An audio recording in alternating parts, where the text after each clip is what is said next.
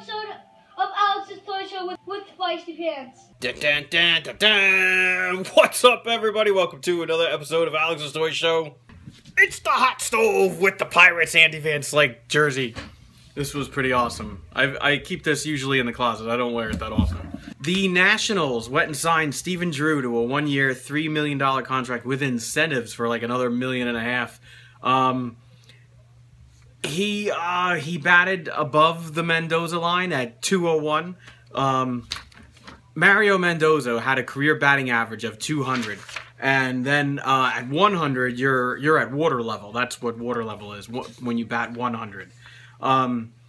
So he hit the Mendoza level, and I mean, I guess he's got solid defense. I don't know, but he had 17 home runs and 44 RBIs with the Yankees in 2015. He played mostly at second base. So that begs me to ask, what are they going to do with him and Daniel Murphy? I would assume Daniel Murphy isn't going to play a full season. You know, he's not going to play every day. So I'm going to say there's probably a platoon action going on of sucky second baseman from New York. Notice they're both from the New York teams. The Dodgers were a little active. They went and signed left-handed pitcher Scott Kazmir to a 3-year, $48 million contract. To be paid over 6 years, though. That's different. He's got an opt-out clause after 2016. And with Oakland and Houston last year, he was 7-11 with a 3.10 ERA in 31 starts.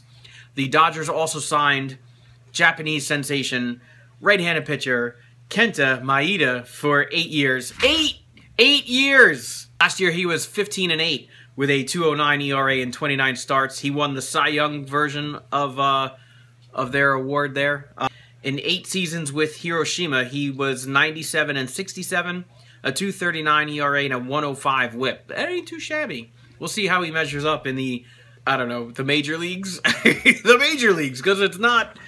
Everywhere else is not the major leagues. Okay. Atlanta signs left-handed pitcher Alex Torres and right-handed pitcher Kyle Kendrick to minor league contracts with invites to spring training. Kendrick posted a 6.32 ERA over 27 starts for the Rockies in 2015. Texas Rangers sign catcher Michael McHenry to a minor league deal with an invite to spring training. Legendary broadcaster Jim Ross, JR, good old JR, says he wants to call Pirates games, Pittsburgh Pirates games. Can you imagine? The Pittsburgh Pirates called up from the pen Stone Cold Steve Austin, who's got no major league experience career at all, and the Reds pinch hit. They're playing, say the Pirates play the Reds, right? The Reds pinch hit. Buck on, it must be Kane! And then what if he strikes out Kane? Strike out! Stone Cold! Stone Cold! Kane uses a solid steel bat, because they can't use aluminum bats, but nothing in the rules about solid steel. Come on, JR. I would love to actually see this happen. This would be pretty cool. Hall of Fame is a big shithole is what it is. Here are stats.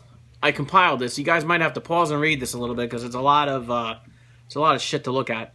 Down the first column there is the player, and then in the next column is the number of years they've been on the ballot. And then across the rest of the spread there is, you know, their stats, so career and all that jazz. And then I'll go to the bottom so you can see all the first year ballot guys. You can pause and read this too. I'm gonna hold it here for a couple seconds so it gives you a good pause and read. There was an ad in the middle there. I had to kind of cut that out and kind of recopy it. I tried printing it a few times with you know, without the ad, but the ad kept coming up. Damn ads. So my Ken Rosenthal is very, you know, he's very well respected in the baseball world, and he shares his ballot with MLB.com, and they're talking about it. He votes for Jeff Bagwell. Yes, I could see that. Barry Bonds, Roger Clemens, definitely Ken Griffey Jr., Trevor Hoffman, Edgar Martinez, Mike Mussina, Mike Piazza, Tim Raines, and Curt Schilling. And he made a good point, and it seems he's changed his mind about the PEDs and the players who use them. and how they're getting into the Hall of Fame. He believes, again, it's all speculation and suspicion, and he said that, and he believes it comes down to what each voter believes, and it's always a tough choice, because you look at, let's take a look at Mark McGwire, Barry Bonds, Roger Clemens. They performed over and above all expectations. They blew numbers out of the water. I mean, how many no-hitters does Roger Clemens have? And you know he used. You don't know how far back he started using, but you know he used. To me, I would go in the words of Dave Henderson and say, hell no. Dave Henderson, during his years with Oakland, had a locker right next to Jose Canseco, and he says, those players do not belong in the game because they did not play fairly. They cheated, and they blew, league-leading numbers out of the water. They just, like, look at Jose Canseco. I like Jose Canseco because he admitted to it, and he's not in the Hall of Fame, and he's fine with it. He knows he'll never get in, and he's okay with that. And then in his book, if you guys haven't read his book, read his book. It's pretty good. He says there's already, he doesn't name names, but he says there's already a steroid user in the Hall of Fame, and if you figure out who it is, it would blow your mind.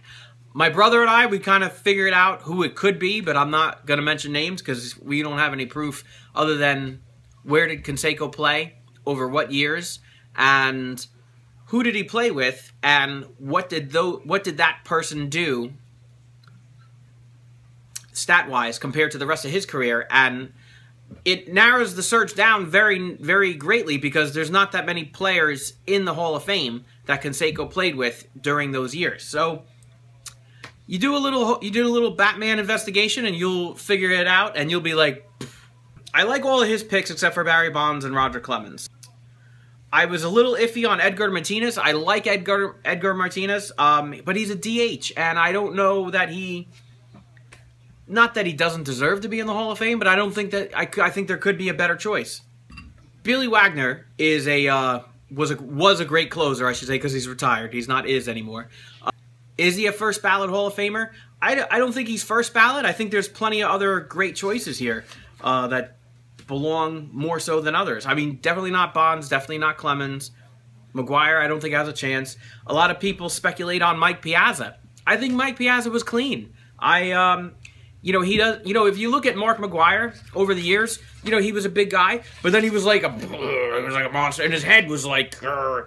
And Roger Clemens the same way. Look at the difference between Barry Bonds, the last year he played for the Pirates, and then look at him during the couple of years where he really took off with the Giants, and then to his final year. I mean, the guy's like twice his size. So what I would do is I like his picks. Ken's picks for Jeff Bagwell, Ken Griffey Jr., Trevor Hoffman, Musina, Piazza, Raines, and Curt Schilling. But in place of Barry Bonds and Roger Clemens, I think Alan Trammell definitely belongs in that Hall of Fame. I think Fred McGriff has a place there. It's his 7th year on the ballot. I think Lee Smith belongs in the Hall of Fame. He was a great closer. Before there was Billy Hoffman and Dennis Eckersley. Billy Hoffman? Did I just combine two people? Before there was Billy Wagner and Trevor Hoffman, and before there was Dennis Eckersley and Dave Righetti, there was Lee Smith. And you're just like, oh shit, here comes Lee Smith, game over. I think Lee Smith needs to get in the Hall of Fame. It's his 9th year, so he's got another, no, I'm sorry, it's his 14th year. Smith and Alan Trammell were grandfathered in from before the rules changed, where it was 15 years you were on the ballot. Now you're only on the ballot 10 years. So Trammell's in his last year, and Lee Smith has 1 more year to go. But I think they both deserve to get in before Bonds and Clemens do. So I would change my 2 picks there. And with Edgar Martinez, I mean, he's a great pick. Is there a better pick? Maybe. Maybe not. I like Jim Edmonds and Garrett Anderson to pieces. I mean, they're awesome, but I don't think they're better than Edgar Martinez. All right, so that's all the hot stove for this week, folks. Like this video, leave me a comment, subscribe for more. Let me know what you think about the Hall of Fame. I'd love to hear about all your picks and who you think belongs in and who doesn't belong in. And we'll see you next week for the hot stove.